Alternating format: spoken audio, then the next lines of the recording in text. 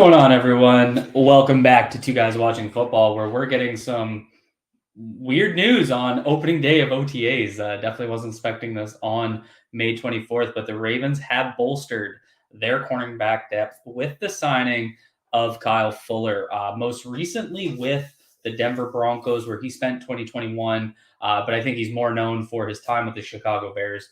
He was drafted 14th overall in 2014 and was there from 2014 to 2020. He was a first-team All-Pro in 2018, Pro Bowl selection in 2018, 2019. 2018 was really his big year. He was the co-leader for NFL interceptions, where he notched 7 that year.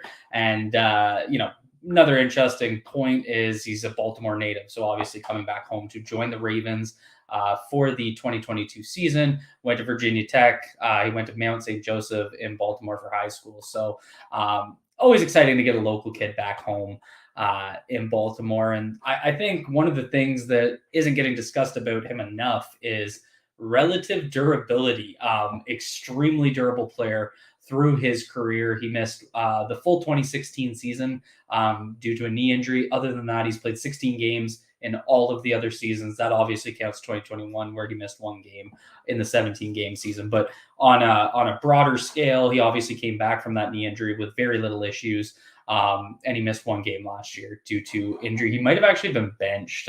And so that's where I want to start off with here. So I want to talk a little bit about Kyle Fuller, the player, where he fits in, and talk about the Ravens secondary transformation overall. I think one of the key things with Kyle Fuller is your reaction to this pick is going to come down to what your expectations are. If you're expecting 2018 All-Pro Kyle Fuller, you're going to be disappointed.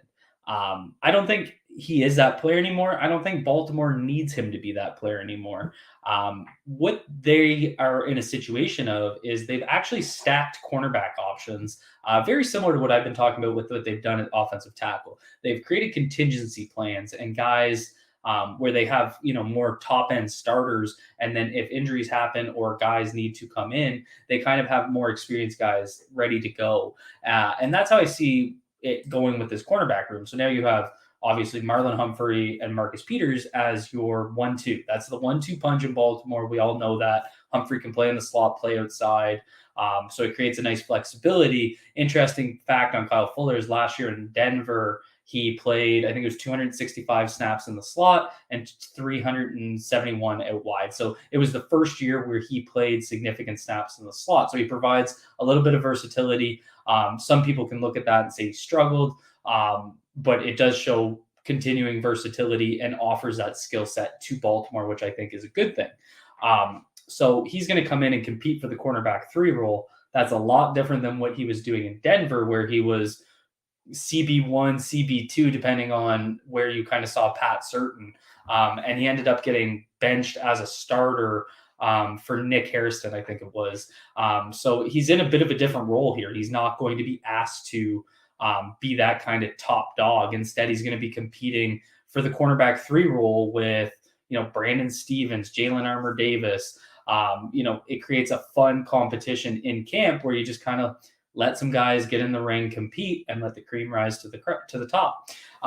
So I think that's the exciting part. You kind of went from Kevin Seymour is like your cornerback 4 to now you have Humphrey, Peters, Kyle Fuller, Brandon Stevens, Jalen Armour-Davis, Demarion Williams, Darius Washington, Amon Marshall, and Kevin Seymour. And they're bringing all these guys into camp for a very healthy competition. So that's one of the overall themes here, I think, is they're not going to be asking Kyle Fuller to be a CB1, be a CB2.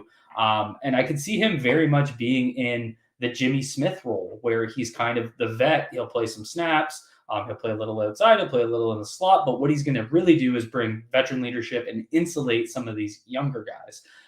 So it really depends on where the team sees Brandon Stevens. And obviously that speaks to the overall depth picture of the defensive backs in Baltimore. So they obviously completely overhauled their safety room by bringing in Marcus Williams as kind of their premier free agent signing and drafting Kyle Hamilton. That's your kind of free safety, strong safety. Chuck Clark's still here for now. We'll see what happens. Does this impact kind of Chuck Clark's trade potential? Probably. So we'll see what happens in the coming weeks, just because it creates, you don't need Brandon Stevens to be a corner as much anymore. Maybe he becomes more of a safety. What does that do? Chuck Clark's role. He becomes a little bit more expendable if you can get something in return.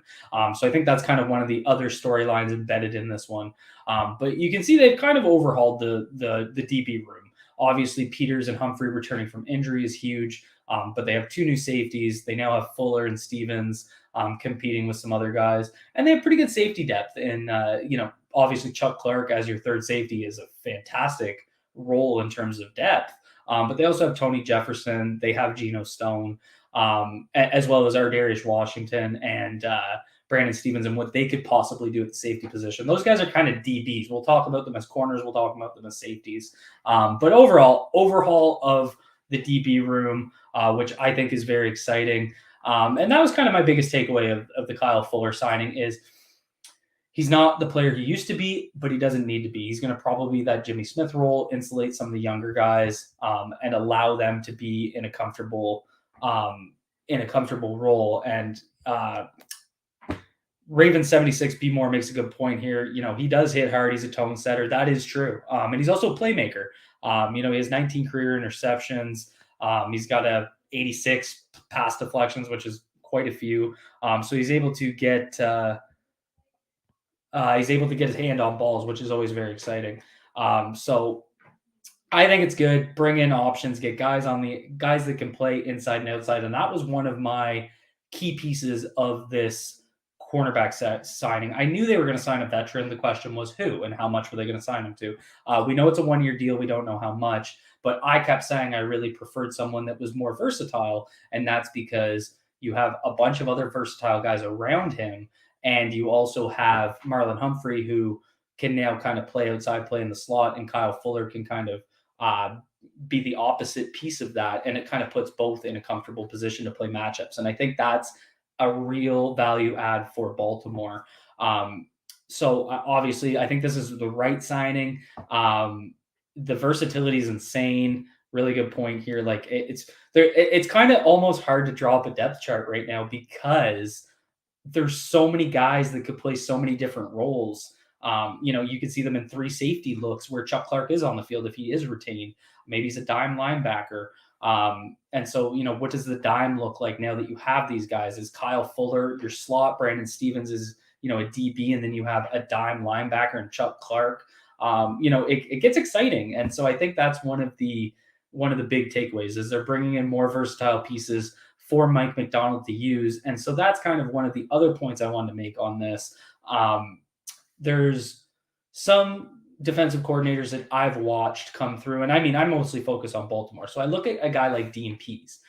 Dean Pease had a very specific structure in his defense, and he kind of would put guys into roles that with a little bit less creativity, I'll say.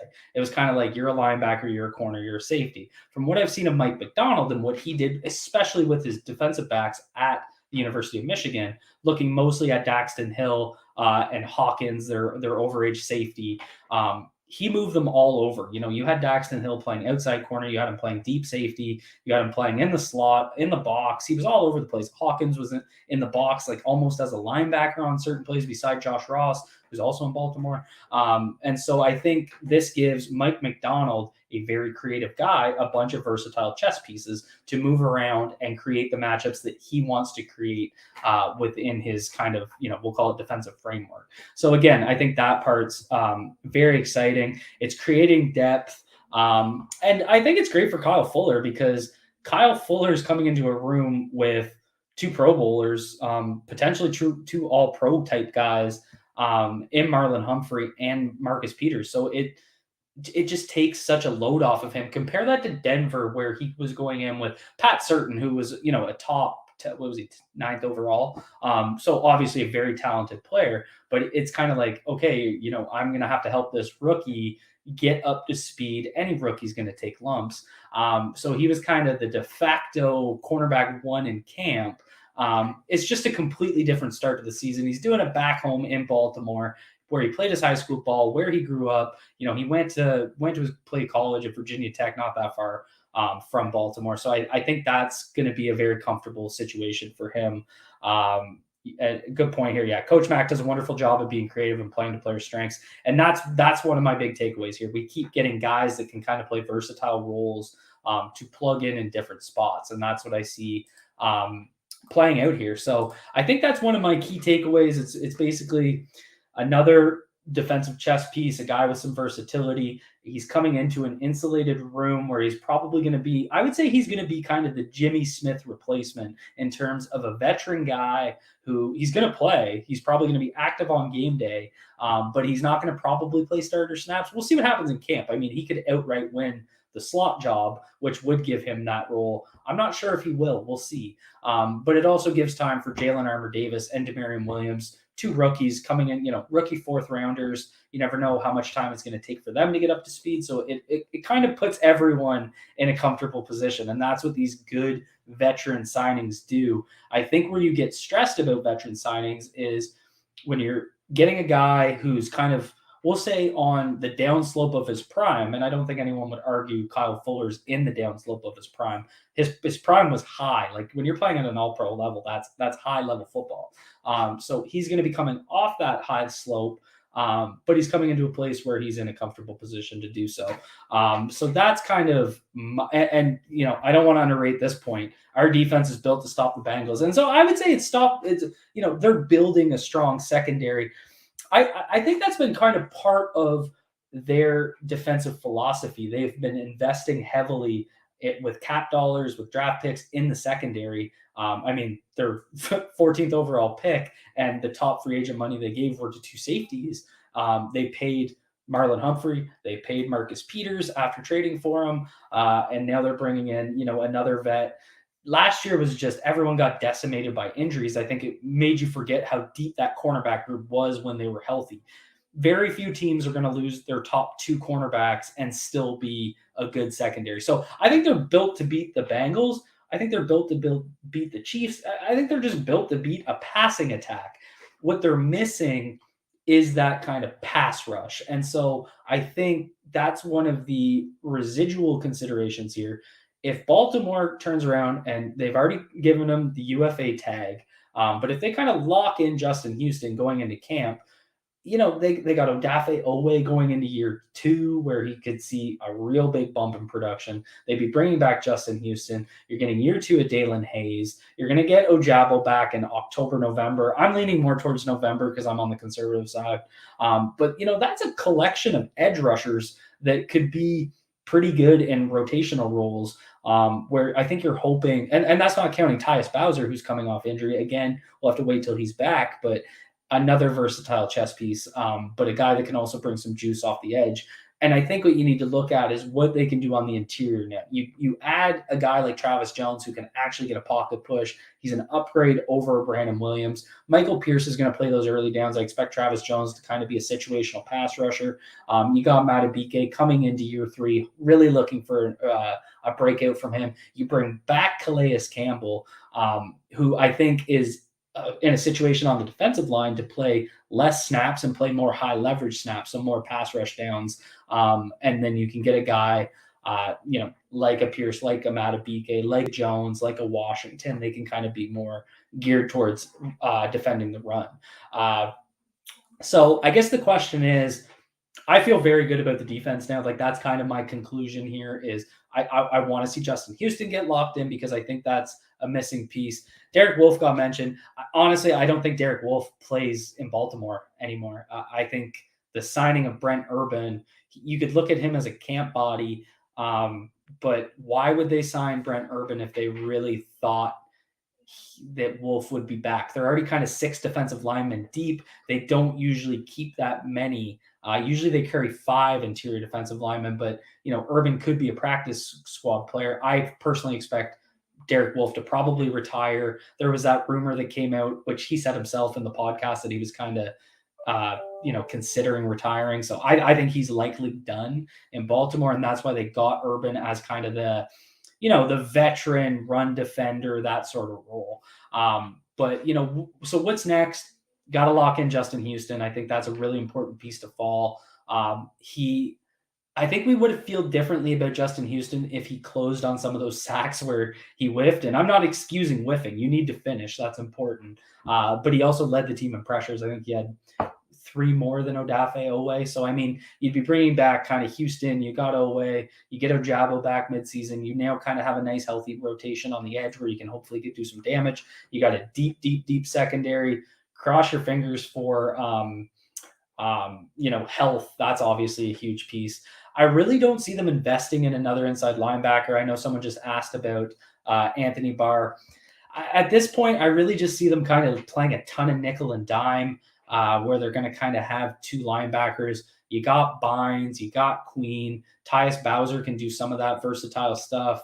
And I think they want to believe in Malik Harrison. Whether or not they should, we'll see.